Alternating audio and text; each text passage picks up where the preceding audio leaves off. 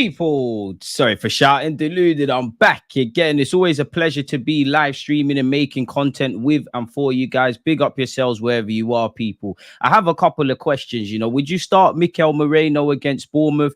Would you sign Paul Pogba? What do you think of Stan Kroenke's time as Arsenal's owner, since he's obviously taking it full time? And what is your feelings now that the international break is over? As usual, big up yourselves. One love if you're on Twitch. Do make sure you're smashing the like button if you're on YouTube. Again, give me a second to share my screen. We'll get into it. Can't read the full title too long. Apologies for that. Try now. That's annoying, really and truly. I tried to keep it, better yet, the YouTube advice says keep it to 70 characters. So apologies for that, people. As I said, make sure you're liking, you're commenting, you're subscribing. Let's crack straight on. Now, the first thing I want to go to is, would you sign Paul Pogba for Arsenal? Now, I know some of you might say yes. A lot of you are probably thinking, DG, what you talking about? Why I would say yes is because, Mikel Arteta has shown, players that are down on their luck, he could help them. Obviously, he's a Frenchman. We obviously have French ties with Arsenal Football Club in France. Obviously, he plays in central midfield. Now, evidently, why I would say no is because he hasn't played football for a while. Of course, he's on big wages. As, the talent is out of this world. Paul Pogba has had a great career. The man's won a World Cup and trophies and all those things, but I do think there's a lot of unrealized potential. I think he's got the physical qualities and the technical qualities. He's a specimen, and I think he's an Arsenal central midfielder historically, and what I've grown up with Arsene Wenger. It doesn't make sense, but could he be someone? Imagine Paul Pogba, the Paul Pogba that looks the way he does in the YouTube videos. Merino, Declan Rice, Partey, Jorginho waiting in the wings, etc., people. Now, you would have seen Paul Pogba's been doing the media rounds as he looks to try and get back into football, and it's a bit of a harsh story where he's spoken about, my friends weren't calling me, all of these kind of things. As I said, he's doing the media rounds, people. He said he takes responsibility. He did open up on the supplement he took. Again, I'd implore you all to read it or watch it for yourselves, people. He did claim he spoke about retirement. He did say on returning to the Premier League, first of all, I'm at Juventus under contract. There's talk that could get ripped up. I'll see what they're thinking and the vision. My vision is to show I am a footballer, a new Paul Pogba with the same qualities. I'm still ready. When asked on fitness, he said, we will see with training. It's always tough after being by yourself. I have to be ready. I trained for this moment, so there wasn't a big gap to the other guys. It will take time, I know that, but I always motivate myself. I want to be ready. So in and amongst the season, which is 7 or so Premier League games in, however much in all comps, what we've played, 2, maybe 3, two Champions League games, however much in the Premier League, we played a League Cup game, it really doesn't make sense. So we'll have to see in that regards. Man moved from Troops to his own life. That is hard work right there. Big up Troops and Dan Pot. Again, if nobody knows what he's referring to, I was on Troops' channel as we do every Thursday with me, him and Dan Potts. Make sure you check that out, people. So yeah, in a circle, I knew you would have something to say on Paul Pogba.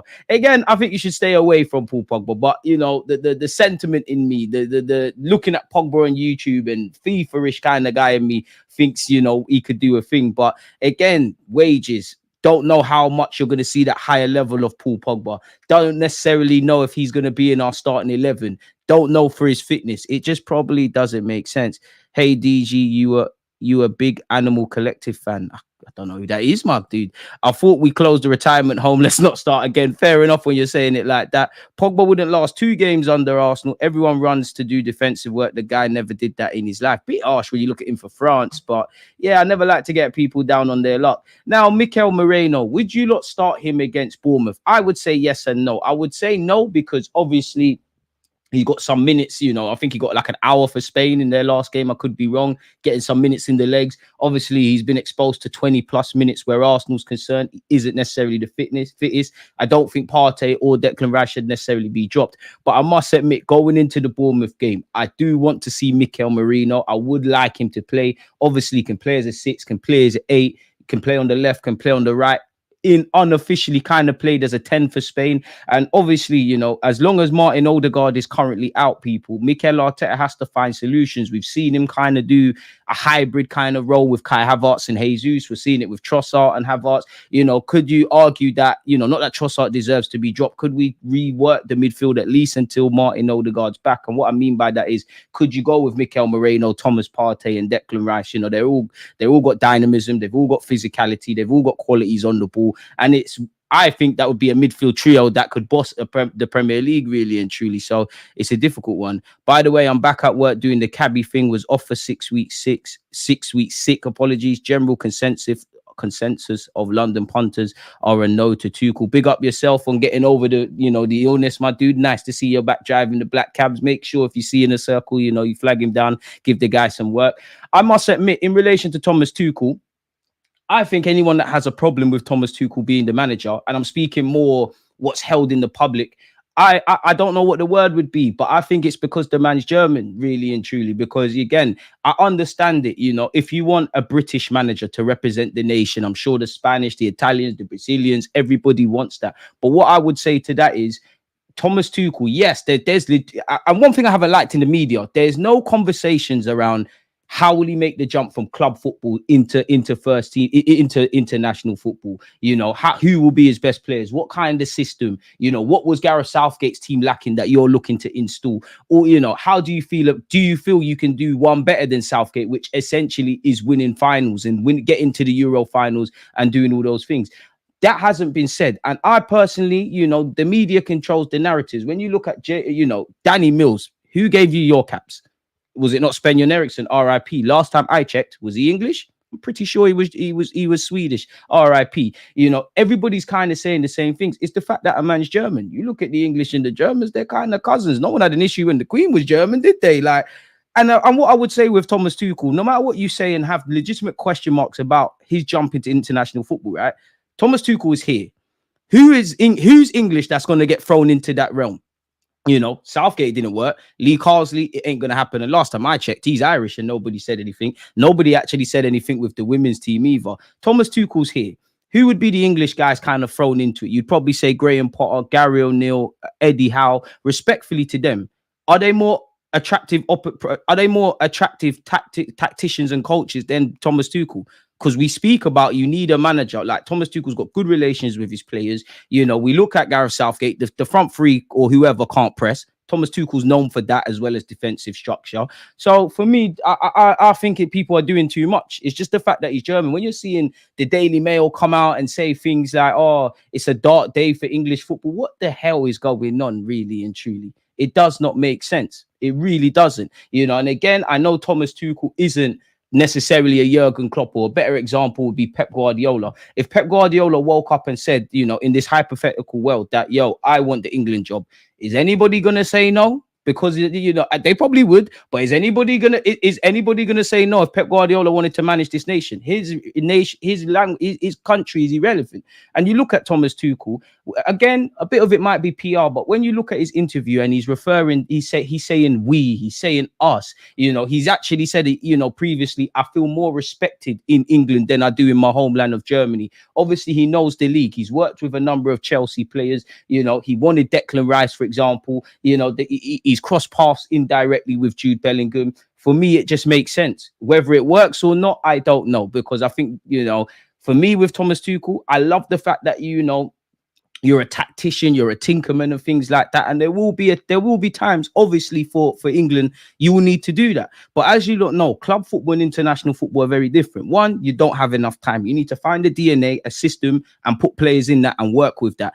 You don't necessarily have that, really and truly. Two, who is going to be the players, really and truly? Because argument's sake, Declan Rice is a shoo-in under Gareth Southgate. For argument's sake, Tuchel might turn around and say it's done. So I don't know. I think it's shocking. And of course, I understand it. You look at the Spanish, if my man leaves, whoever the Spanish gaffer is, the one that won the Euros, if he leaves, there's a next one probably in their under 21s that's going to do something. England need to look at what's going wrong. We already know, I don't even know how to pronounce this word, but nepotism happens everywhere. We all know you could be a non-league player, right? You could have been, what? From under 7s all the way to under 16s. You could have, been in the academy, you got released, you started doing your coaching badges, you didn't play in the Premier League, you could be an innovative coach. But we all know in this country, and I'm sure it happens everywhere, ex-players just get put into positions. I'm not even getting at Ashley Cole or Lescott or anything like that. These lot stop playing and 2 minutes later, they're already in the England setup. So there's something to be said about how you coach, how you promote. We all know the cost of amassing coaching badges in this country in comparison to others. There's issues. And again, you look at the Premier League. What English managers are seriously 30? What English managers are really heralded like that as being great tacticians? Which English managers won the Prem, getting into Champions League finals, etc.? It does not make sense. It's jarring, if I'm completely honest with you, man. It really doesn't. We had a Polish coach for the USA basketball team. It don't matter though in America why it is right. Pogba to Arsenal 100. It's only fair if it's 50k a month. I don't think it's gonna happen. Big up yourself, North. Imagine USA basket team employing a Russian coach. That's how people of my generation and older feel about the Germans. I hear that, and I'm seeing articles come out like, "Oh, Germany wouldn't hire Frank Lampard." Of course they wouldn't. Frank Lampard's fucking shit as a manager. Like, it don't make sense. For me, get the best guy for the job. We tried the foreign thing before. It didn't happen. In my 29 years, I wasn't blessed to see Terry Venables and Gaza and, all them other tournaments before me. But in my 29 years, as much as I don't rate Gareth Southgate, this has been the best England have been. Not in terms of how they're playing. There's plenty of conversations, but they've got to finals. The golden generation of Rooney, Scholes, Ashley Cole, Campbell, whatever have you, they weren't doing none of that. So for me, if Thomas Tuchel, and it's a big if you can get over the line, great. And if we it's a big if we win a Euros or a World Cup, because I think his thing is only here for a year, nobody's going to give a monkeys about what he's did or not done. It's going to be quite irrelevant. Smash the like button if you haven't. The media are more concerned about the national anthem, can he sing it, than winning things. There you have it. And if he was from Liverpool and he didn't sing the national anthem, who is going to say anything? It don't make sense. Other than Emma Hayes, which other, big up Talawar TV, make sure you're following the platform. Other than Emma Hayes, which other English manager is successful? If the FA employed Emma, they would still complain. They would complain. We all know what they say. Oh, a woman in the man's game, what can she do? She ain't. People complain anyways. Like, even if it was Pep Guardiola, they would still complain, and that's an issue with the British media. You big people up and then you tear them down. Thomas Tuchel barely even sat in that press conference before you saw all the rhetoric, and it's quite dangerous, man. Keeping on task though, keep your thoughts coming, people, and whatnot. Given Arsenal's luck with injuries this season, Mikel Arteta could have been forgiven for wanting none of his players to go on the international break. We all know in the last one, not the one that's just gone, we lost Martin Odegaard. There's concerns around both Bukayo Saka and Gabriel Martinelli. As this article says, when it comes to Mikel Merino, though, Arteta will have been glad to see the midfielder head off with Spain for the past fortnight. Merino has endured a difficult time since joining Arsenal from Sociedad in August in a deal worth 30 million. He injured his shoulder in his very first training session, which meant he could not make his debut until the start of this month. We all know he came off the bench for Arsenal twice in the week before the international break. He got 28 minutes off the bench against Denmark for Spain recently, people. And I'm sure he's hoping he can play some sort of part against Bournemouth. Arteta's Bryn said he's got a brilliant and better yet unbelievable footballing brain. He's intelligent. He occupies spaces. He makes decisions, and it's very rare to see that. Which, if it's rare to see that, maybe I'm reading too much into it. But is that a clue into what he can do that maybe Declan Rice and Partey can't? I would love to see Declan Rice for me go back to the six. Mikel Merino, you go and do that, even though I think people get hung up in this kind of formations and tactics, because football isn't chess. It's not stationary parts. There's going to be times on a football pitch where your six is going to be higher up the field than your eight, and vice versa, really. But would love to see him. Obviously, he's a threat from set piece. He's clearly got a good technical level, stands at 6'2". He's got the physicality. He did get 26 minutes against PSG, people. Apparently, only Calafiori won more tackles during that game than him, people. Against Southampton, only Thomas Partey in Moreno's 29 minutes also did that. So it'd be nice to see him. Personally, I can't say I expect him to start. I don't expect him to start, but it'd be nice if he could now push. Where you look at Arsenal with injuries, as we know, Bukayo Saka was forced off with a thigh problem against Greece. You would imagine tomorrow, Mikel Arteta's press conference, he'll shed as much light as Arteta likes to do on these injuries. Martinelli was another victim of international duty. Again, some people on social media have said he's been pictured in like some special socks, especially when he was getting on the private jet from Brazil or wherever in South America back to England, people.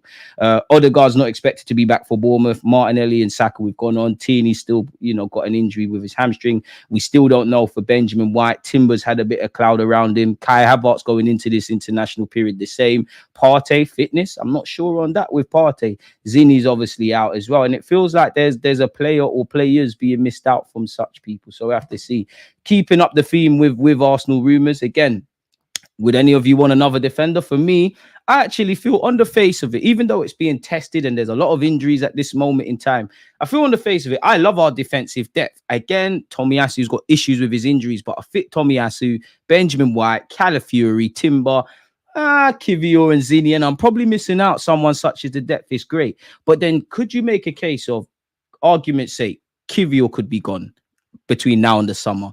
The club might say, do you know what, we love Tommy, but availability is something you've not had, so we might let you go.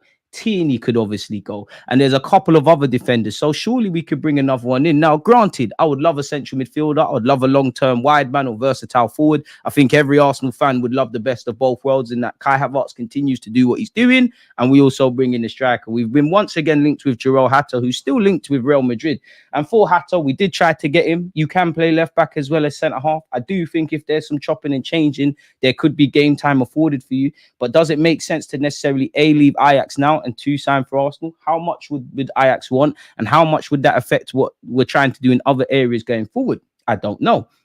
But Arsenal allegedly are reportedly keeping a close tab on the transfer of Ajax wonder kid Jarrell Hatter, as they're interested in him supposedly grows considerably. We all know he's 18. He can operate as a centre-half and a left-back, and he does look like he's emerging greatly out of Ajax. When we buy players from Ajax, it seems to work. Man United have bought 1 million, and they all seem to be crap, really. Again, according to a report from Spain on a Dutchman and what could happen with an English club, I'm not sure on that. The Gunners are prepared to go all out for the signing of Hatter, with the Netherlands international clearly very highly regarded by the North London Giants, even though they already have plenty of quality and depth in that position, people. So there you have it. For me, get it done, because, again, I do think, you know, there's more long-termism. I do think there could, it's not FIFA, but there is going to, I do think that between now, January and the summer, there could be some moving around. Now, it's not FIFA. Not everyone's going to leave and everyone's going to go, but you can make a case of Kivior potentially leaving, of Tomiyasu potentially leaving, of Tierney potentially leaving, of Zinchenko potentially leaving. Obviously, this is an attacking regards. Sterling might not stay permanently. Gabriel Jesus could be moved on. And I'm probably missing out on a couple of others, Partey and Jorginho. So there's going to be a lot of chopping and changing. Big up yourself, stylish you. And as the man said, smash the like button, people. You lot are boying it, man, because the engagement on this channel is ridiculous, people. We are letting ourselves down. We, at this moment in time on this platform, we are literally like Arsenal when Unai Emery was sacked and the point of Mikel Arteta going, getting the job. We need to get the motion back, people. I can't do it without you. This is why you need to comment. You need to leave comments beyond that. You know, when the video's finished, you need to smash the like button. You need to turn on your engagements, people. We're underrated, far too underrated. I'd sign Pogba. Fair enough. I think when I remove emotion and what Pogba could be and what he could do under Mikel Arteta, I think it doesn't make sense, man.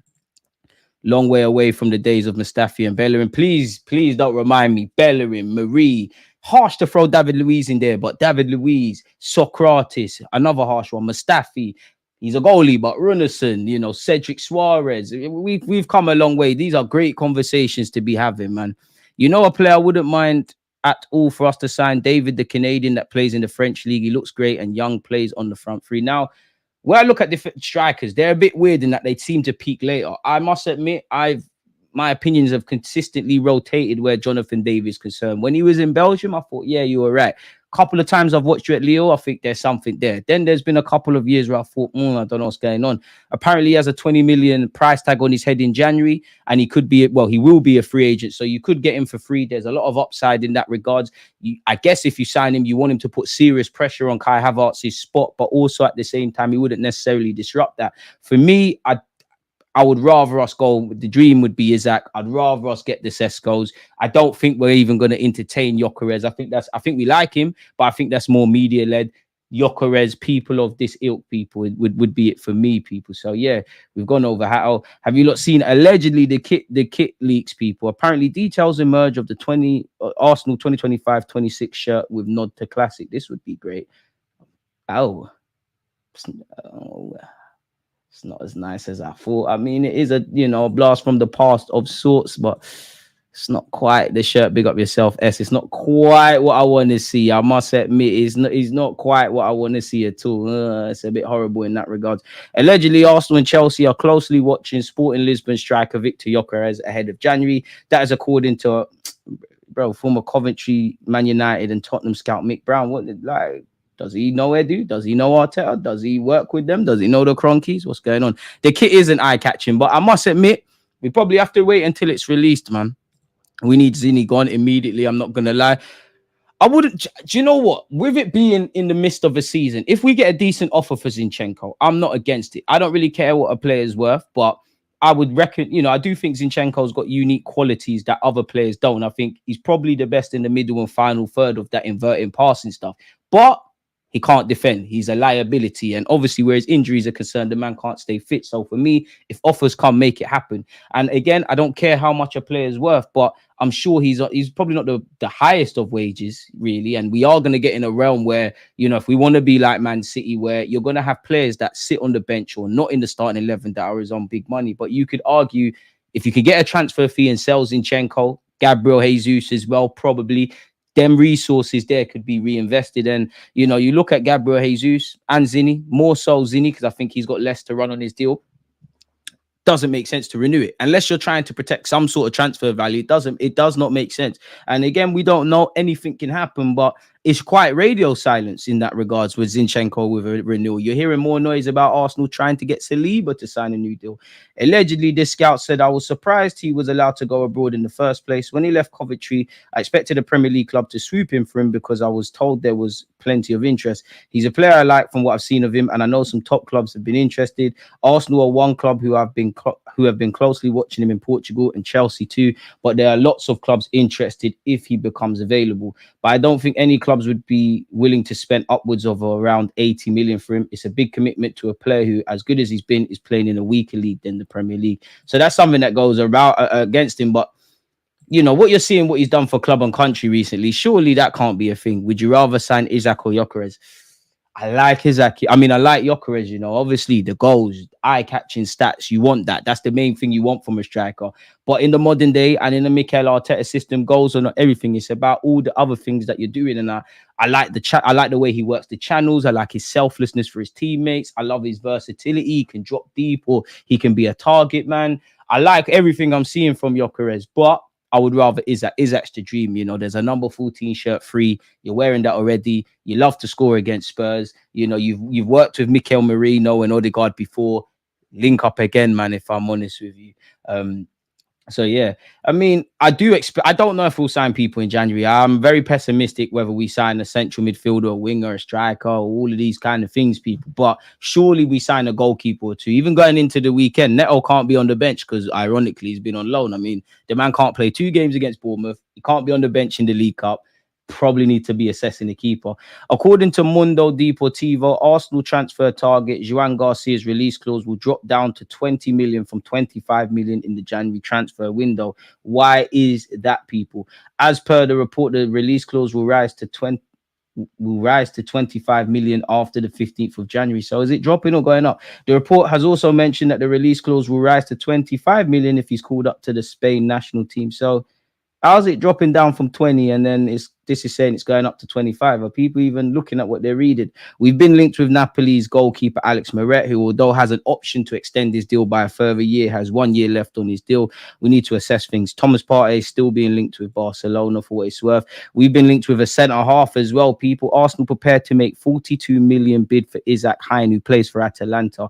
Now, really, are we going to spend that kind of money on a centre half? I don't think so. I'll throw him into the Gurhi kind of category, and to a degree Diamande. You never know. You never know in this life. But we've got Saliba, we've got Gabriel. I can't see us spending that amount of money on someone. And again, this report has come out from Spain. You look at the way Atalanta play it closely. It's very different, but it kind of mimics what Arsenal is doing in terms of, the defenders having to be brave on the ball. So I wouldn't be against it, but I think that's paper talk. Isak is in demand. According to TalkSport, Alexander Isak has put Arsenal on red alert after negotiations with Newcastle over his proposed new contract have stalled. The 25-year-old striker, who sees his current deal at St James's Park expire in June 2028, has been linked with a move to the Emirates Stadium for a while now, dating back to his spell in Spain. The report states there have been no signs of progress in talks, with Isak looking to become the club's top earner. TalkSport add that the Sweden international also wants a release clause inserted into his contract. He'd be a sensational signing. Allegedly, Stan Kroenke has been involved in approving a $1 billion deal that will see a major US sports team complete its stadium renovation. Almost couldn't say that there, people. I think the Emirates needs a bit of renovation. And, I must admit, although Arsenal's ticking along, I am a bit jealous of seeing the Kroenke's other sporting endeavours go from strength to strength and us not. Well, we have gone from strength to strength, but win a league title. So yeah, it is what it is. It's been quite eventful for Stan Kroenke because apparently his wealth has gone up. Arsenal owner Stan Kroenke has entered the list of 100 wealthiest people on the planet, ranking at 99th with a net worth of 20.7 billion. Must be nice for some people, man. Can we get a bit of that for a striker? Please, people. Moving away from that, big up Tom Canton. He's made an article and said, Mikel Merino sends Arsenal clear message to replace Odegaard after last injury update. Where have we got that?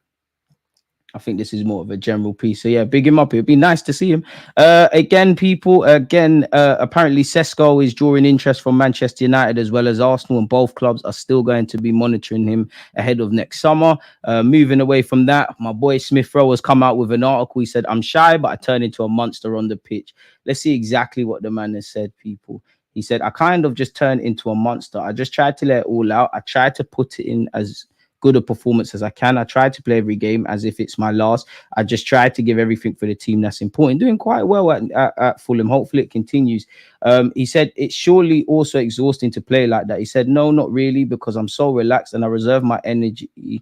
My reserved energy builds up. So when the game comes, I am ready to release it all. On the Arsenal departure, he said it was probably the toughest decision I had to make, and you're reaping the benefits. I must admit, obviously, when you look at the highlights and what he's doing at Fulham, you think, oh, could he have done a bit of that for Arsenal? But I would say no. Yes, in terms of ability, he could, but I would say no, because you've been allowed to play consistently and build up the run of games and all of that kind of jazz for Fulham. You weren't going to get that at Arsenal. You're not going to play off the left ahead of Martinelli. You're not going to play ahead of Odegaard. Declan Rice and Partey are ahead of you. If Mikel Merino was fit, then there's that. You was never going to see that, essentially, people. So, yeah, man, sometimes you just have to divorce. He when asked why he went, he said, I can't remember an actual exact moment, says Smith Rowe, when asked if there was a particular time this year when he realized he had to leave Arsenal. But for the last 2 seasons, I haven't played as much as I wanted to, and it was always in the back of my mind that I wanted to be happy again, which if you are genuinely happy again, fair play. I wanted to be playing. Sometimes you have to think of the best for yourself. I always want to put my club first, but at the same time, I have to make myself happy. It was probably the toughest decision I had to make to leave, but I spoke to my family and we decided it was the best for me.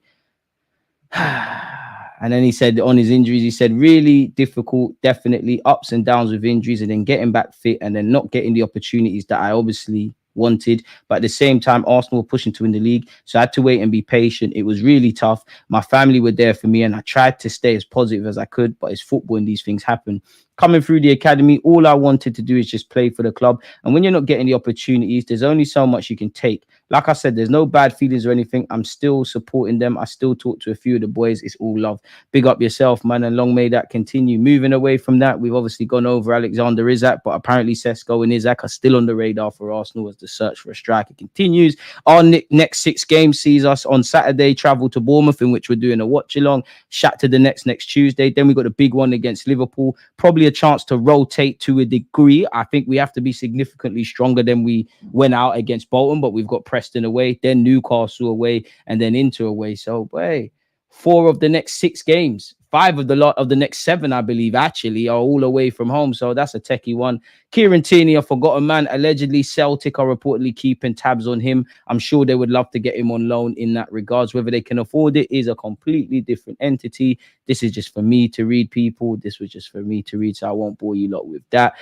Final league positions. Apparently, Opta has said Liverpool are projected to finish first, City second, and us third, people. That's probably because Liverpool have had a very good run to the start of the season. When you look at our 7 games from last season, at this point, we scored 15, we conceded 6, and we had 17 points. It's quite identical in that we've scored 15, conceded 6, and have 17 points. So what do you lot make of that, people, in that regard? You look at the top 5 leagues with the highest assists and expected assists out performance. Bukayo Saka's up there, and so is Nuno Tavares, which is quite crazy in that regards. I'm sure a lot of you would love Florian Wirtz. The Bayern Leverkusen CEO has said, I can't promise anything, you never know in football, but we don't want to sell our best players to direct competitors. Of course, it's what we also told Jonathan Tah last summer. Wirtz, come to the Emirates, although you are linked with Real Madrid.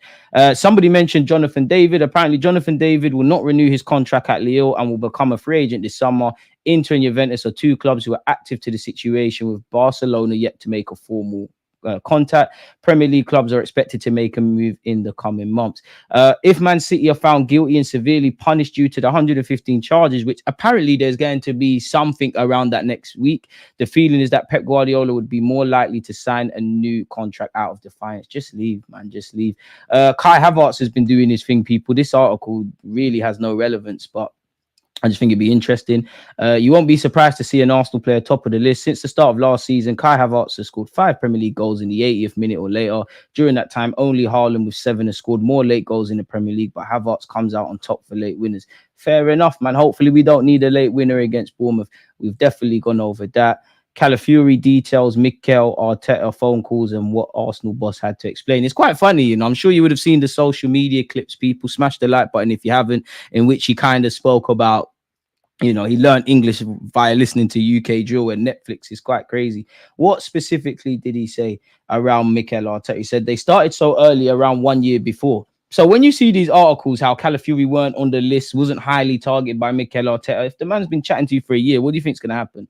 Mikel started to call me a bit and wanted to explain what they thought about me. He wanted to convince me, but I was already convinced. Boy, fair enough. Fair enough. Calafiori, man. Fair enough. Keep doing your thing, bud. We've gone over that already.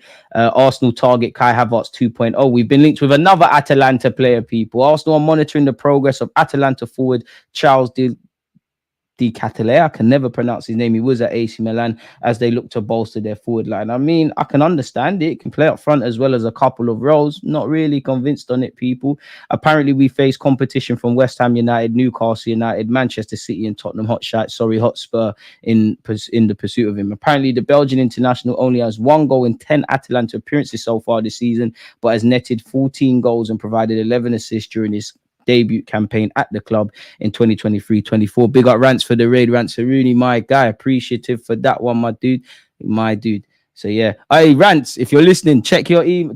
Man said check your emails, check your phone, man. We need to get the shows going. But yeah, I don't believe this, people. I really don't believe this. We have been linked with Bayern.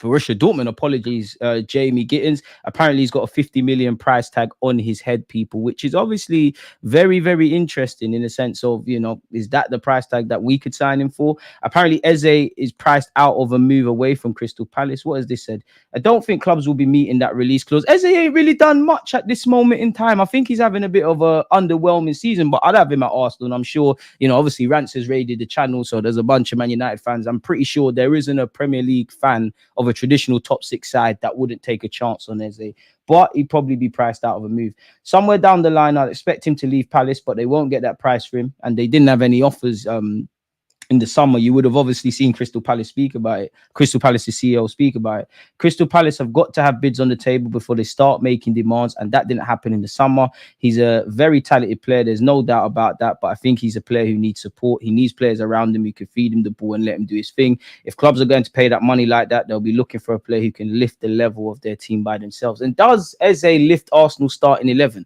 Does he lift Arsenal starting 11? That's my question for you lot, people. Does he lift, and not even just Arsenal, half the teams, you know, there's Man United fans there, which to be fair on current form, he probably does. Man United, he's been linked with City, he's been linked with Liverpool. He lifts Spurs 100%. Does he lift Arsenal? And where would he play? Because he can play in the 10, he can play in the 8, he can play on the left. But is he going to walk into the team? As much as I like him, I don't think it makes sense in that regards. And as much as I like Eze, could you argue it makes more sense to spend in other areas? Like if you could get that long-term left winger or that competition for Martinelli or another option, if you could put that money towards, you know, it's dream chasing, but the Isaacs and subscribe if you haven't, the Isaacs and the Seskos and all these guys we're linked with. Central midfield needs to be addressed. You know, Partey is doing well. He's not getting any younger. Jorginho's not getting any younger. I want 2 centre midfielders personally at Arsenal Football Club. I don't think that is going to happen purely because you've got young Ethan now. I don't want to see it, but Kai Havertz can play in midfield and does play in midfield on occasion. So in Mikel Arteta's mind, that's 2. You've just brought in Mikel Merino. You've got Declan Rice. Obviously, Partey and Jorginho, if they depart, if both depart, I actually think Jorginho might stay. You've got a decision to make. So Yeah, obviously the time for transfers is a bit irrelevant at this moment in time, but it'd be nice, people. Arsenal make Victor Osimhen transfer decision. I mean, anyone that thinks we're going for him, I like Osimhen. But how many times has he played? 20 plus times in the league. How many times has he scored 20 plus goals? You factor in what Napoli were asking for in terms of an asking price. You then throw in what is, the commission of the agent and his wages. I don't think it makes sense. And his injury record, I don't think it makes sense, people. But for what it's worth, Arsenal will not activate Osimhen's 68 million release clause in the January transfer window. And Napoli played themselves. You thought, yeah, let's put him on a new contract. Premier League clubs, they're going to throw the bag. Arsenal need a striker, Chelsea this, United that. The striker market is rubbish at this moment in time. We're going to make bread. They priced him out of a move and it's egg on the face for everybody. For Osimhen, I'm sure you made some money, but it does not make sense. It didn't make sense to sign that new deal. It really didn't. And I like Osimhen, but I did say I think he's one of them that's considered a bit overrated, if I'm completely honest. And what I mean by that is he's not a bad player. He's just one of them that, and I'm not watching Napoli week in, week out. It's like Rafael as well, another bad boy footballer that they do too much with. When you're not watching them week in, week out, like if you supported those clubs, you indirectly put them on another level that they're potentially not, people. So we'll have to see. Is there anything else Arsenal related in this regards? Tough decision to make. We've gone over the Smith Rowe thing. It doesn't look like there's anything. Is there anything else in the news of note with Sky Sports? How did you see in general what's going on? That's a bit awkward. We've gone over the Paul Pogba stuff. We all know at this point Thomas Tuchel's England gaffer. Maybe the Athletics got something. Wait, what? Jack Wilshere, what's going on? Yo. What do you mean you're leaving? Well, Ben Naper's over there at Norwich, who was previously at Arsenal. Whoa, Jack. Yo, my guy. You're not leaving. All right, listen, everybody, make movements to London Coley. Jack Wilshere, what are you playing at? Big up Art the Roche. What an exclusive from my guy. Boy, this is taking me by surprise. Big up Rants for the raid again, man. If you're new here, hit the subscription button. I'll get into you lot's comments in a minute. But yeah, this has hit me by surprise. Jack Wilshere in advanced talks to join Norwich first team coaching staff. Jack Wilshere is in advanced talks to leave his role as Arsenal under 18 head coach to take up a first team coach role at Norwich. Now, from what I see there, I'm all for career progression. You lot in your lives, me on YouTube, whatever. Everyone wants to make movements. I would have imagined there could have been an avenue one day for Wilshere to do something with Mikel Arteta in the first team, but that doesn't appear that's going to happen. So if there's something for you to do at Norwich, fair enough, go and do your thing. And they've got Ben Naper over there, who I think sporting director. He used to be, I can't remember his exact role at Arsenal, but he used to do some kind of like loan manager kind of thing at Arsenal. So football is about relationships, isn't it? Apparently, Wilshere will effectively replace Nancy Palanch at Norwich, who left last month to take over at fellow championship club Stoke City after Steven Skamaka had been sacked. So there you have it there, really, career progression. Norwich are increasingly confident Wilshere will join them, but the move may not be completed in time for this Saturday's trip to Stoke. Wilshere is excited by the opportunity of joining Joas Hoff's Truman's backroom staff and his relationship with Ben Naper, Norwich's sporting director, who previously worked as Arsenal's loan manager until October 2023, has helped the process. I mean, fair enough. Go and do your thing. Go do your thing then, Jack Wilshere, man. If that's what you want to do, go do your thing, man. Now, for us, that leaves us a bit in the lurch. Who becomes the under-18s gaffer? Do we promote someone from within? Do we get somebody else? I don't know. And it's nothing for me to really consider, people. So, yeah, don't forget, Saturday, people, we'll be watching Bournemouth versus Arsenal. And subscribe if you're new here. So we will be doing a watch-along. Also, on that front as well, we will be watching Spurs versus West Ham, which we hope West Ham win. And then Liverpool-Chelsea on Sunday. What else is there? We've gone over the Pogba stuff. James Milner is out for several weeks, so it don't appear there's anything. So yeah, man, if you're new here, subscribe. Let's see what you lot are saying, man. Oh well, he still won't spend it on Arsenal. Boy, fair enough, man. What was the Kroenke news? I had to step out for a bit. Basically, he's just got richer in terms of his money. I think he's in the list of 100th wealthiest people, and he's agreed some sort of kind of move with another sporting club, really.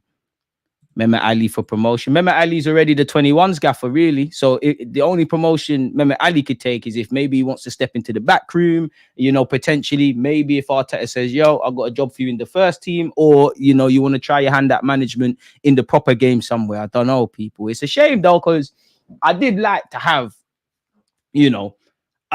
obviously I'm a Wenger baby in it, and I know this is irrelevant, but I think it's quite romantic in that, you know, Wenger essentially financed the Emirates, you know, in terms of the sales. You've got previous players under Wenger, you know, Mertesacker's got a role, Wilshere at this moment and in time has a role, Arteta has a role. Obviously, you know, you're seeing a Frenchman in Saliba come doing his thing at Arsenal. You're seeing the academy, you know, a couple of players of, you know, Saka's obviously in the first team, Smith Rowe, Nelson and Ketia were all there for a point. Ethan's coming through. I felt it was quite romantic, but you know, if that's what Wilshere wants to rock with, let him do his thing, man. Like, do your thing. If I'm honest, man. Big up Rants on the raid once again, man. Facts deluded. Osman is so overrated. Incredibly overrated. And I don't, when people say overrated, it's normally vested in agendas and things of that ilk, in which obviously is. But when I definitely have agendas against some players, but I think Osimhen is good. I just think he's overrated. It's a bit like Rafael. I think he's quality. If Arsenal were going to sign him tomorrow, I'd be happy. But what I'm not going to sit here and pretend is like everything he touched turns to gold, man. So it is what it is. Yes, but he ain't the best. You lot need better. He lacks end product, Arsenal squad player level. Who are you referring to specifically there? I imagine Eze. But then you could make a case of, you know, players play better with better players. Like, respectfully to Palace, Arsenal got some ballers. He might ball out. I don't think Eze is necessarily worth the money they're going to ask for. But if we were to sign Eze, I wouldn't be against it. I do think Arsenal like him. I just don't think he's a priority at this moment in time. And I know it's not as easy as this, but you know, I don't care where you find the players. If you have to sign players like Declan Rice for 100 million, or I know I didn't want it at the time necessarily, or anyone, Kai Havertz for 65 million, and they're doing a thing for the club and we're moving, I'm all great for that. Equally, if you can find a little Martinelli or unknown entities, great. But a part of me wishes we did what, it's very different, but could do what Sir Alex Ferguson kind of did, in that you just take the best from the rest, if that makes sense. Obviously, the dynamics have shifted. Everybody's got money now, but you know, if you could get Eze, just saying random names, Gurhi, Kudus, Eze, Bowen, like the best of the rest. You don't know what I'm talking about, innit? Man United in a couple, you know, Kobe Maino, let's go. Martinelli for left wing in the long term, if Barca are still broke. I hear it. Palace owner said no one came in for him. There you have it. So again, you know, what's actually reported in the papers and what's going on are very different things, really. And you would have thought Eze, yeah, you might. I genuinely thought he might, if not on the move, there might have been bids for him, because he had a good season last year. Obviously, was in the England team. You know, I'm sure when you're speaking with those Man United, Man City, Arsenal, all of these kind of guys that are playing in the champs and things, respectfully to Palace, he's probably sitting there thinking, right, you know what, it's time to make the step up. But if there's no offers, there's nothing to consider. And to be honest, for Crystal Palace, you know, I don't think they wanted to lose two of the three of Elise, Gurhi, and Eze. I think they clearly knew Elise was going to cut. They fought on to keep Gurhi, and you know, if they can convince him to sign a new deal, fair enough. Eze is probably one that they're like, yo, you're gonna cut as well, man. Facts deluded. Them gal talks are usually elite, bro. Need to get everything back. Subscribe and smash the likes if you haven't. Big up Rants on that as well. De Calate might be the Belgium Havertz. Do you know what it is with him? Like, I like him. You don't know me. I watch Atalanta quite a lot. I like the way they play football. I'm a big fan of Gasperini. I think he's an Arsenal player. Technically, I think you could do a thing. But you're one of them. Like, what are you? You can play up front. You can play out wide. Cool. You've got technical ability. And I'm sure you could help us. And if that's what Arteta wants, you know, again, the man's not perfect. But I think within reason, every signing we've made in the last 2-3 years, you know, at the point of coming into the club, or they've done, or up until now, they've done something for us. But beyond that, I don't see how you move the needle. Now, granted, when we signed Kai Havertz, what we signed Raya, Timber, Rice, and Havertz. When we signed Rice, yes, you don't know, I was gassed about Timber. I said, yo, that's a big boy signing. Raya, didn't really see why we're signing the keeper, but I hear it. Do your thing. Where it came to Kai Havertz, it was just full trust in Arteta. Like, you're either going to look like a genius or an idiot. Like, I don't think Havertz is a bad player.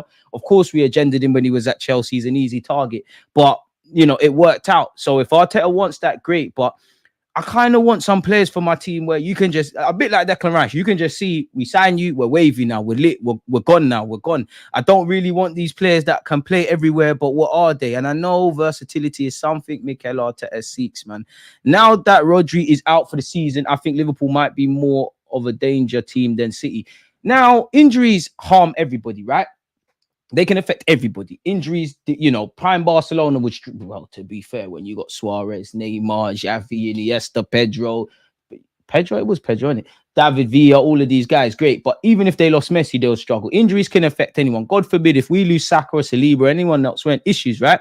If anyone can cope with injuries, is City. Now, where I think City are kind of effed in that you can't find the next Rodri. Like, I'm sure you can. I'm sure there's somebody in Spain that can do that stuff. But Rodri's a hybrid. He's a Spanish six. He can do the winning the ball back, breaking up play, indirectly dictating tempo, but he also contributes in the final third. City don't have a suitable kind of thing. They tried to Calvin Phillips, it didn't work out. They didn't get Declan Rice. You know, they then tend to do the Kovacic thing. So it is a thorn in their side. But I don't, obviously players being injured can make the difference, really. I think there's a correlation in the last 2 years. What, the first year we challenged for the league, yeah, Saliba got injured towards the end. We kind of fell off a cliff. Saliba was fit for all the games last season. We kind of ran it to the last day. Well, we did. So it does, you know, and you look at a couple of years, Liverpool, when they've kept everyone fit, they've been fighting. They were maybe not last year or the year before, even the year before that, but it was definitely a year where they had bare injuries and they really struggled.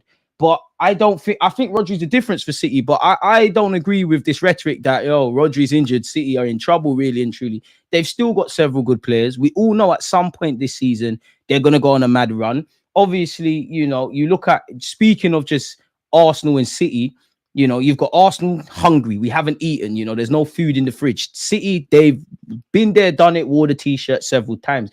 For Arsenal, we're hungry. Probably looking at them like, these lot are privileged. They've won many. We're hungrier than them. For City, they're thinking, forget all these new kids on the block. We want to win this. Obviously, the backdrop of the club, the 115 charges, the stuff with the Premier League, the gaffer could be leaving. You look at City now, and, you know, one thing I rate about Pep Guardiola is the stamina in his motivation. Like, you, beyond the obvious, you don't achieve, you know, you look at him, you look at Wenger, you look at Sir Alex Ferguson, you look at any manager, Jose, that's had real success and longevity, the stamina in their motivation. They man, they win one title, they want to go again. I rate that from Pep, and what I rate from it more is, you know, he knows when to get rid of players, when to get fresh blood in. He obviously surrounds himself with good coaching staff. There's zero complacency. But for the players, you do wonder, how long do you want to do this City thing? Because from a lifestyle point of view, from a footballing point of view, Man City's amazing. You're winning stuff. You've won champs, trebles, biggest and baddest in the land. They've done it all. But if you look at lifestyle, a lot of you have been, you know, a lot of you, it's like a job, innit? You like what you're doing. You like the manager, but do any of you, especially the foreign players, do you want to try and play for Madrid or Barca? Do you want to play, you know, is your wife necessarily 100% happy in Manchester, the area? You know, you look at the ages of Kevin De Bruyne or Bernardo Silva. I know Gundogan's returned, but even Gundogan, you know, the Barca thing, he had an opportunity, took it. How long are they going to stay together, really? You know, and you look at City, obviously it's hindsight, but how good would they have looked to have the future? And they've obviously got great players, but you've got Doku, which ain't levels like that, but you've got Doku, you've got Salvino.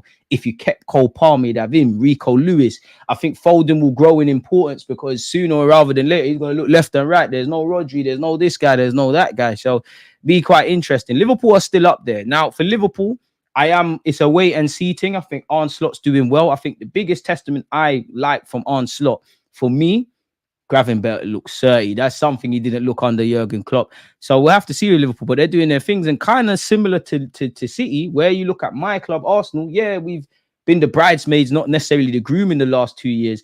Liverpool have done it. Like the vast majority of them, Salah, Trent, Van Dijk, all of them, you've won a Prem and a Champs. We ain't done that. So we're going to have to see.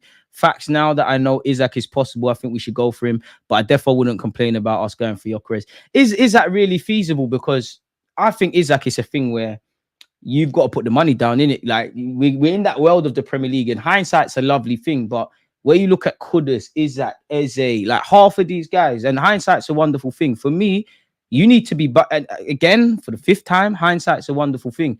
But for me, you need to be buying these players before they end up where they end up, because you see the transfer fees that clubs are now demanding, really. You know, half of the players you look at Brighton, you're thinking, boy, you need to get there before Brighton or you're in some serious problems.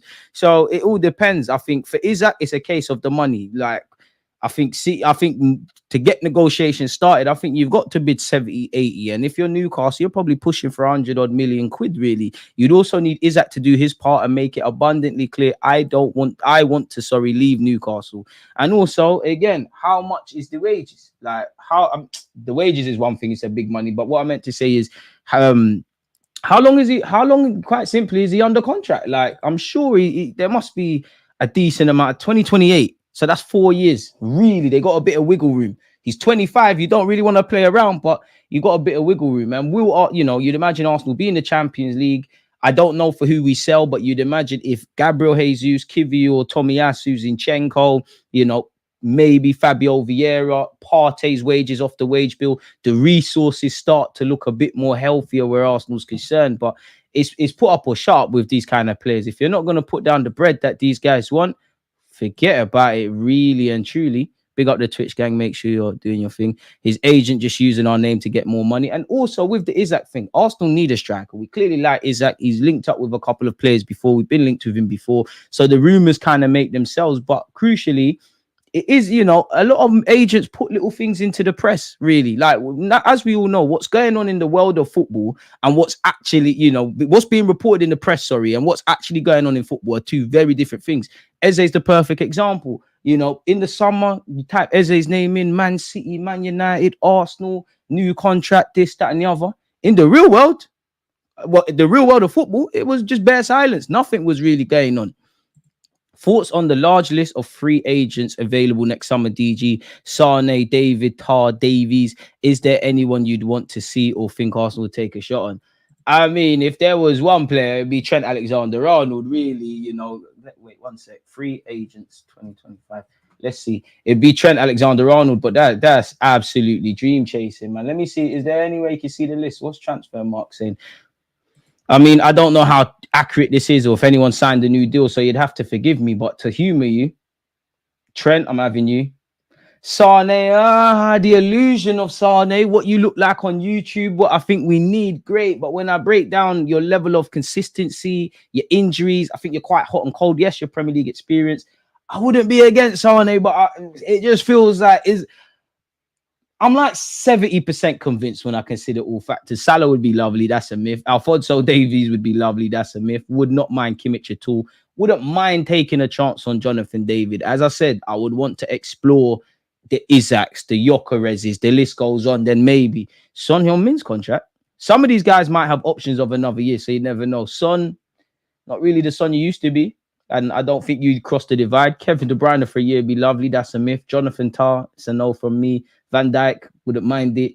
Neymar for the culture. Angel Gomez, wouldn't mind actually. Anguissa, good player, but nah. Mitchell, not anymore really, because I've been exposed to it. We got depth. Messi would be amazing. That's a myth. Forget about Longstaff. Denzel Dumfries, surely not. Is this correct? Surely not. Not for us. Diallo, to be fair, Man United doing him dirty. Dominic Calvert-Lewin, I think we've gone past that. Partey safe, Maguire safe, Dybala safe, Kyle Walker-Peters just for homegrown purposes potentially, Mendy safe. That can't be everybody. This can't be right. These are the players for right. Or to be Gazakowski, the young Spanish centre half of Valencia. He's decent. He's got long ass hair as well. He could be decent. Forget that. Nah, man, they ain't. Nah. I mean, Meret we've been linked with before. It's a bit football manager-ish signing half of these players, really. I mean, we were linked with this Rents guy of Ajax. I mean, if Arteta, pardon me, sanctioned the okay, wouldn't be against it. Ronnie Brijal, you're injured, but for the youngster hype, yeah. Forget Lacazette, big him up though. Pardon me, page 4, you forget Adama Traore as well. Nah, no one's really shout apart from the unattainable ones and the clearly unrealistic ones that we've just gone over. It's a no for me. Smash the like button, people, and keep your things going. I hope that money don't affect us. My boy Smith Rowe never let my stocks go. I must admit, with Smith Rowe now, I love the guy, but I think I've emotionally checked out. Like, something's gone off. Like, okay, cool. I'm not, I was on the verge of tears when we sold him. Now it's like, is what it is. Merino, Odegaard, and Isak would go crazy. Arteta bringing them back together. It'd be a dream, man. It'd be a dream, but I can't see it happening. I can't see it happening. It'd be dream chasing, man. What type of list is this? Free agents of 2025, man.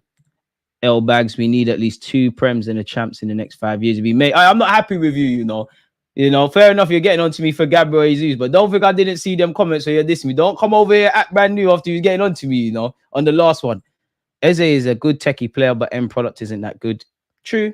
And with respect to the managers he's had at Palace, could you argue if he played under Pep Guardiola, if he played under Mikel Arteta, any kind of hands-on coach, because there's some that are not in the top 6, could they get that out of them? I don't know, man. I'm just tapping in now, DG. You talk about this Kroenke news already. I did scroll back, my guy. Eze adds quality in this Arsenal team, quality in depth. It's true, but he's definitely going to be on like 100 on grand a week wages. You know, what is Eze's contract? Because Palace, surely they're going to ask for as much as possible. They're definitely asking for around 60 odd million quid. I definitely like Eze, and if there was money going spare, I think we could do a lot worse than that. But when you consider that, you know, 60 million on Eze or 60 million towards a long-term 8 or a 6 or a winger, like a long-term option out there, 60 million, unless you've identified a great striker, isn't necessarily going to take you far in the striker search, but could that be put towards something? You know, Gyökeres, apparently his release clause is 100 million, which I think equates to about 85 million pounds. If you got 60, get some more pennies together, that could be that, really. 26 contracted until 2027. He's only got 1 goal in 7 in the Prem, which I'm not going to draw too much. End product is, you know, I do think football's a bit too much about goals and assists, but evidently when you play in the areas that Eze takes, it is, you know, it is important. 119 Prem appearances, 27 goals, 15 assists. For Crystal Palace, 29 goals, 18 assists in 133, but he is capable of some mad moments. And to be fair for Eze, I think he should at least have 2 Premier League goals. I could be making this up, but I'm sure against Brentford, he scored an absolute... It could have been a long ranger, or because I can't really remember. It could have been a long range strike, or it could have been a free kick, or it could have been something. It could have been a goal of the season contender, and it was ruled out via VAR. Whenever I've watched Osimhen, he stinks even worse than Lukaku from first to hold up play. I think his hold up play is okay, but yeah, man. Yeah, I'm on you, man. I'm sorry, DG, but you need to hold lick sometimes when you make wild comments. I mean, what do you lot want me to say? I tried to do the bullish thing with Gabriel Jesus. I've said, yeah, I missed. What more do you want? Are you going to hold this against me for the rest of my life until I get some sideburns or something, which I'm 30 next year, so it's probably a myth, if I'm honest with you. Bringing back Michael Edwards has made Liverpool look more solid. I mean, he knows the working practices, so why not, man? Why not? Fair play. What else have we got? Alex Bonaire is good. I swear he scored a free kick the other day. You can have Mudryk. I mean, the thing with Mudryk, yeah, call me crazy, but just because he's, you know, there's another reality where he signs for Arsenal and he's a revelation for our football club. Just because you're stinking it at Chelsea, don't mean you stink it at Arsenal. I am looking at Edu and Arteta and thinking, admittedly, being a bit of a hypocrite based on what I've seen at Chelsea, I'm thinking, right, you man, got to thank your lucky stars, Chelsea are stupid. You man really trying to put 60, 70 million woof on that. That was looking a bit spooky. We almost got swindled when they were saying Ukrainian Neymar and all of that. We almost got robbed, really. Based on the fact that Arteta wanted him, he is still young. Arsenal are a lot more sunny than Chelsea at the moment in time. He could get a bit of luck, but for me, we need to stop being a rehab center, if I'm honest with you. Can we just sign some players that whatever? And one thing about Mudryk, I don't know him personally. He's clearly strong mentally and all of that jazz, yeah. But I think Madueke's mentality is better than you. Like, I think you've probably got more raw materials that are better than Madueke. But when I see how Madueke moves for Chelsea on a football pitch and how he talks, that's someone that understands. I'm at a big club. It's sink or swim. These men might be better than me. I get a chance. I'm taking it. And I think I've got qualities to add. Mudryk looks like he just needs an arm around him. And it's looking scary for you because it still feels like you've been there 6 months, but you're approaching a couple years there now, 7-8 year contract. You know, they just brought in Pedro Neto and Sancho and a couple other players can play out wide. They might say, you know what, let you cut. And to be fair, in hindsight, I don't think Mudryk was ready. And I'm not blaming him, yeah. But I don't think he was ready for this move. I think too much was done off a small sample size in the Ukrainian league. And, you know, playing well at the Bernabeu is no mean feat. But everybody knows about that little dribble you did at Real Madrid's place. Beyond that, what's really going on? And again, just because you're linked to these clubs I'm not trying to be disingenuous. But before the Arsenal and ultimately the Chelsea links came from Mudryk, you was linked with Nice and Brentford and all of these kind of clubs that, dude, get these players in, develop them, and then you know, even Brighton, and then you make these moves. So yeah, man, is where it is. When you beat the best, you will get the praise you deserve, and that was just an unbiased opinion. Not what you referring to there, man. Big up American Gunner. A man said lateness is greatness, still drunk as hell. Big up yourself. Hope you're enjoying your holidays, my boy. Still trying to make this happen. Slap the likes, as the man said. DG, who would win in a 100-meter race between Martinelli and Sterling?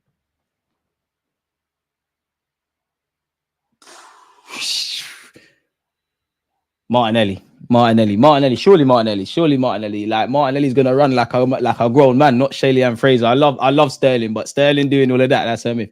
Go for Virch and Duran. Duran just signed a new deal at Villa, so boy, and Villa probably ain't gonna sell us anyone in the best of days. They're starting to hold on to their little players and do what they're doing. I would love Florian Wirtz, but you've got to probably find 100-odd million to get in a conversation for Wirtz, and then you're competing with probably Leverkusen telling him just stay one more year.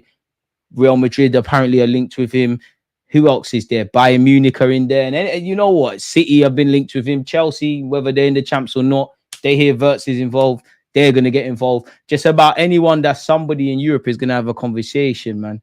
On a big up Miles Johnson, I feel like you're a regular here, you know. I could be wrong. On the purely vibes thing, I would love Pogba, but in 2025, I'm good. Him crashing it on United, that would be great. And the thing is, on ability, I'm having Pogba. On ability, on the fact that I like him, on the fact that he's French, and I think everything I'm used to in an Arsenal footballer, the physical qualities as well as the technical qualities, it's amazing. But at the same time, the wages, as you said, 2025, you know, Pogba's a fair weather player. I hate to sound like Graham Souness, but it feels like Pogba needs too many accessories to do his thing. And if you're 19, 20, I hear that. Right now, we ain't got time for that. You need to come make an impact. If Pogba was, I think Pogba, he's had a good career. He's won so much stuff and done so many things. And you know, just because you've got potential, you're not always projected to do stuff. But when I take off my Arsenal supporting cap, I'm sorry for Paul Pogba, man. Like, I couldn't tell you like everything that's going on in his life, how he's got here, but I genuinely think you haven't reached your full potential, man. I genuinely think you've been very good, but I think you could have went down as a great. And to be honest, you've won a World Cup, you have a case, but I really think he could have been a player. I hate to talk about physical qualities for obvious reasons with someone like Paul Pogba, but you had the physicality, like you was like 6'5" and you're playing like them tiny 5'2" Spanish players. He had it all, man. Like Pogba had it all. He had the swagger, passing, dribbling, like Pogba could do it. There's nothing Pogba couldn't do with football, innit? So it's quite sad.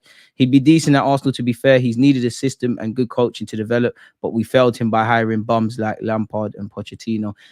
Are you talking about Mudryk? And if you are, I hear that, but like, what? If that is true, I could be wrong about Graham Potter, but you might have had Graham Potter. You've had Maresca now. You've had Lampard. You've had Poch. You've had a couple of managers, and you've not done your thing. There's probably a couple of Chelsea fans could answer better than me, but there's probably a couple of players in that period. Some players have had good form and gone down. Some players have been crap and done well. Mudryk ain't done nothing. And I told Chelsea fans it's scary because I saw it with Pepe. When they were gassing up that little dribble that Mudryk did against Liverpool, it was shades of Mudryk. Arteta would have coached him, but I just don't think Mudryk believes in himself. You don't look like you believe in yourself. Like, it's sink or swim now, if I'm honest with you. Jude is the primary example of what picking the right choice and having good people around you. Pogba is the polar opposite. Pick United at the wrong time. That's why you never go back to an ex. How much time you go read the same book without seeing it already, with expecting a different ending? It don't make sense. I reckon Pogba goes Marseille. Has to deal with his situation at Juventus, apologies first, has to get that deal ripped up and then take it from there. Him, Rice and Odegaard could be a madness for 5 games. He plays though, fair enough. DG, what are you saying about the Spain manager? Do you rate him? The one that just won the Euros? I don't know how you'd be in club football, but how can I not rate you? Doing your thing. The only wing I want from Chelsea is Sancho. I'll take Sancho. I mean, Palmer's played in more differently this year, but if you're counting Palmer on the basis of him playing out on the flanks, I'm having Sancho, I'm having Palmer. I'd take Neto. I know for me, I don't think Neto's really doing anything at Chelsea, but I'd have him. I'd take everyone. I'll take João Felix before Mudryk, if I'm honest with you. But then again, I wouldn't, because like some of you are saying in the chat, I'd rather take Mudryk off the basis of what Arteta could do. Bearing in mind, Arteta is not Jesus. He's not a biblical figure. He is a manager. He can't save everyone. Yes, there's plenty of great examples. Saliba, Gabriel, Benjamin White, Saka, Odegaard, Martinelli. They're all bare players. They're going from strength to strength under Mikel Arteta. Admittedly, he can't save everyone. You couldn't save Lokonga. You couldn't save Tavares. You couldn't get Smith Rowe back. And a lot of it's not the same, but you couldn't get Smith Rowe back to what he used to do. The less said on Fabio Vieira, the better. Nelson didn't really kick on. And Nelson was one that ironically, with us about to play Bournemouth on Saturday, it's almost like full circle for Mikel Arteta in a sense of that's where your Arsenal career or tenure really started as a manager. Couldn't really do nothing for Nelson. I actually think he improved Eddie. So he probably could improve Mudryk, but he can't make everyone, and I do think Arsenal fans, we get into this scary scenario on, any player that's down on their luck and they've got ability, give them to Arteta, he'll save them. You can't save everyone in life, man. You can't. Would you take Madueke? Nah. I like him though, but nah. I would love Nico Williams, but dream chasing. Jude on ability can't chat to Pogba, but most likely he'll go down as a better player simply because of career choices. And that's why ability don't mean much, because Pogba, there's very few players that could talk to Pogba. But sometimes it's luck. Sometimes this is just your story. Sometimes, as you said, it's the decisions you've made. I guess in hindsight, I'd love to ask Pogba, in life, you should never have regrets because that's what you wanted to do. But if you could have your time again, would you have went back to Man United? Would you have went somewhere else? Have you always truthfully in your heart, did your rehab in the best way, ate the best food, hung around with the best people, really done all of that kind of stuff? Because the only time I've kind of thought that unanimously about Pogba is not only when France won the World Cup. I'm sure there's a documentary about them winning the World Cup and the behind the scenes and all of that. Or if it's not a Netflix doc, is there definitely some video? I can't be making this up. And you see how big of a character Pogba is, talking and things, and you're thinking, where was that Paul Pogba? Don't get it twisted, though. A bit like Mesut Ozil, where Pogba's concerned, I think he has suffered in the Prem in that because you're so good, people say, and he could, there's things that he could have done better, but just because you're Paul Pogba, you got all this ability and whatever, it's like, buy you, slap you on the pitch, go and get 1 million goals, go and cure cancer, go and stop world hunger, go and play well all the time. It's not going to happen. Where I look at people like Pogba and Ozil who are very different. It's like dessert, really. You got to cook a meal first. For me, these are creme de la creme guys. Like, you need to have your system. You need every facet of that starting 11, much less squad, all has to be perfect.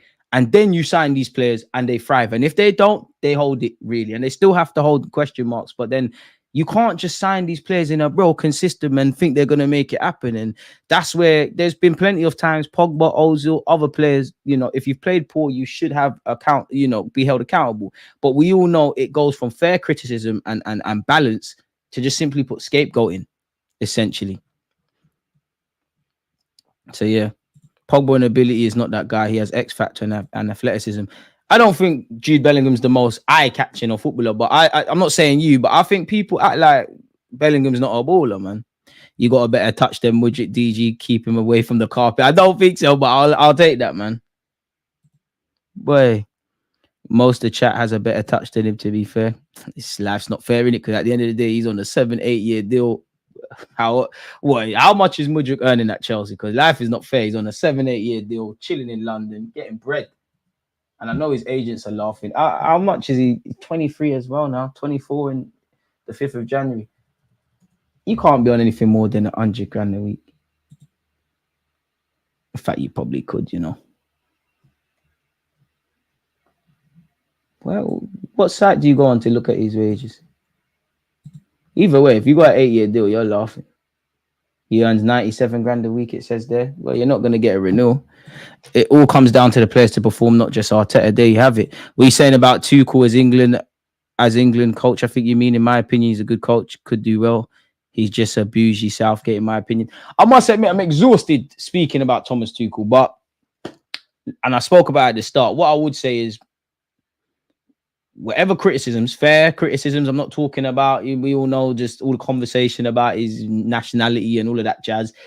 Whatever you say about Thomas Tuchel, yeah, Thomas Tuchel on one side, the England gaffers that have, Pete, somebody even said Frank Lampard, like, let's just Frank Lampard, Graham Potter, Lee Carsley, Eddie Howe, Gary O'Neill, respectfully to them. What's a better option? Thomas Tuchel with his CV or this? What makes more sense? I'm going with Tuchel. Now, for Tuchel, for me, you need to find the system and find it quickly. You need to stabilize that midfield. You need to revert, the whole ethos around defending from start to finish. England cannot press well. Horrible pressing. Can't press. Midfield disillusion. I think the lack of quality with defenders is poor, but find something around that. And crucially, as harsh as it is, whatever you got to say about Gareth Southgate, seeing you get to 2 Euro finals. If can you get to a Euro finals? Can you get to a World Cup final? Can you get over the line? These are questions that I can't answer because I ain't got a crystal ball, man. So yeah, man. Jude definitely got ability. He can kick ball. Don't agree with the nationalism waffle, but the facts are every team to have won a World Cup / Euros bar France in 04 has been managed by a native of that country. And I hear that. Listen, if there was good enough England gaffers, give it to them. I'm sure. Listen, I'm not talking about the media, but it'd be nice. England gaffer for England, Spain for Spain, all the others for others. But unfortunately, you look at Italy. There's bare managers that could probably manage Italy. I can't sit here and say Portugal, but Portugal, you could even say that Ruben Amorim brother. Spain, I'm sure there's some household names. Pep Guardiola, Luis Enrique could easily do that. They've got my man already in the job, and there's probably someone else. Who is there for England? Who is there? Who? This is the issues, and you are right. But this is the issues. If England's coaching stuff, if England had coaches that were certified, it'd be great for what English gaffer manages a top club. Which one last won the Prem or the Champs or anything of significance? There's a problem with coaching in this country. As I said earlier, you look at all the other nations, how much it costs to get your coaching badges versus here. I'm sure, there's nepotism or whatever the word is in every country. People are putting people in positions and doing all of those things. But we all know if you're as I said earlier, let's just say I'm 30 now. Yeah, I'm 30. I didn't make it as a professional footballer, but I'm wearing Arsenal. Let's just say I was at Arsenal from under 8s to under 18s. I broke my leg. My career's a myth. I'm now doing the coaching thing, and I weren't one of them youngsters that was rated. I'm now doing my coaching badges and whatnot. I'm not gonna get to progress the levels. I could be the innovative guy in the world. I could be Arteta, Pep, Wenger, Ferguson, all of them mixed together. But I'm not gonna get anywhere because I'm gonna get to a point, and there's gonna be ex-footballer Joe Bloggs, who's 30 now, 35 or same age as me or whatever. He retires, but he might be crap at coaching. He might have been a brilliant footballer, crap coach. He retires. He's immediately under 18s manager somewhere, youth England manager somewhere. Immediately in the coaching staff. This is the sort of stuff that has ruined it. You don't get here overnight. There is no consequence. In the same way, I couldn't tell you, England have produced some very, you got Foden, Kobe Mainoo, Jude Bellingham, Bukayo Saka, Cole Palmer. All of these great players have come from the system in some way, and they're in the first team. That's a consequence of some good habits or whatever these clubs and indirectly the nation's done. Why is there no good English gaffers? And I don't buy that, because the good English gaffers, they don't have sexy names. They don't, or coaches better yet, they don't have sexy. Even Graham Potter weren't rated in this country. I swear he had to go Scandinavia and solidify himself. I'm sure, I could be wrong, but he even had to manage in the women's game. England don't rate it, and this is a consequence. This is why you find yourself in this mess. So yeah, man, a lot of these international gaffers that win aren't necessarily top gaffers, though, which is true. Would be my only counterpoint. Scaloni and De La Fuente, the last two winners of Euros, aren't world class. They're not, but when you look at their philosophies, they're very good upstairs. They're very good men managers. And I actually think Southgate was a good people person. But then again, you're right. But at the same time, their man there got ethoses. Argentina have an ethos. Spain have an ethos. What is England? I'm only 29. I've seen England copy Brazil when Brazil were the guys. Tiki-taka when Spain were the guys. And I'm sure if you're older than me, there's other things. What is English football about? Yeah, buzzwords, passion, heart, pride in the country, all of that crap. Beyond that, what is it? With Spain, the managers might think differently, but there's a certain similar coaching philosophy and ethos. Every player that they bring through, bar a couple, they're going to be technically proficient. The Italians, they're going to have techie players. They're going to have techie players, but they all come with that dog. Maybe not so much now, but the Brazilians are going to be star boys. What are England? And then you factor in the media that big up these players, waffle about them, and then the first to tear them down. Even the manager, when you're seeing articles come out and say things like it's a dark day for English football now that Tuchel's got the job because he's German. Wait, and these are the things. These things are not going to change. There's some of you that are older than me. Whether you was watching England in the 70s, the 80s, the 90s, the 2000s, there's been great players. There's been good generations, some more than others. What's been the consistency? They flattered to deceive. When crunch times comes, nothing's happened. More can I say? What more can you lot say? It's sad. It really is sad. Brother, I'm here in Barbados and always look forward to your unbiased comments. Keep up the work. Appreciate you and big up Barbados, man. I'd love Nico Williams, as I said, man. So yeah, man, it's a madness, people. But yeah, I've been waffling for an hour and 15 minutes. I'm sure you lot don't want to hear anything more I have to say. Big up rants for the raid and you lot who have joined me. Big up my usual suspects that are always here. If you haven't liked, commented, and subscribed, leave a comment after. Make sure you're doing such. Again, live streams are a bit off the cuff, but just make sure your notification bells are on. Make sure you're following the second platform as well. Information's in the description where this channel's more for Arsenal. I try and talk about everything on that platform. In relation to other content, turn on your notification bells. There's always stuff to come out. Watch alongs. We're gonna watch Spurs West Ham on Saturday. We're gonna watch Arsenal versus Bournemouth obviously on Saturday as well. I think it's Liverpool Chelsea on Sunday, so we'll be watching that. So yeah, just keep that in mind, people. Arsenal live streams or Arsenal watch alongs are typically go an hour before the game. When it's non-Arsenal, admittedly, it's 10 to 15 minutes before the game's kicked off. So yeah, man, big up yourselves. Subscribe if you haven't. Smash the like button, all that good stuff. Peace.